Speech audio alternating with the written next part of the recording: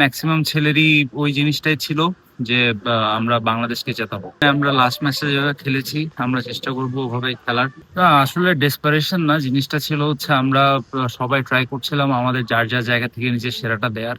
আর সবচেয়ে বড় কথা যেটা ছিল, সবাই গতকালকে আমরা যে টিমের যে একটা বন্ডিং স্পিরিট, সবাই ওটা ওটা মাথায় নিয়ে সবাই নেমেছিল যে আমরা বাংলাদেশের জন্য খেলবো অ্যান্ড বাংলাদেশকে জেতাবো ইনশাল্লাহ। তো আমার কাছে মনে হয় ম্যাক্সিমাম ছেলেরই ওই জিনিসটাই ছিল যে আমরা বাংলাদেশকে জেতাবো।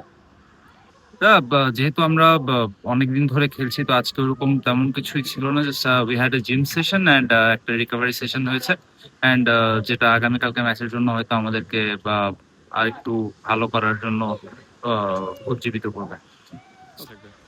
হ্যাঁ, অ্যাপ্রোচ আমার কাছে মনে হয় আমরা লাস্ট ম্যাচে যেভাবে খেলেছি আমরা চেষ্টা করবো ওভাবে খেলার ইনশাল্লাহ। আর পজিটিভ অ্যাপ্রোচ সবসময় থাকবে।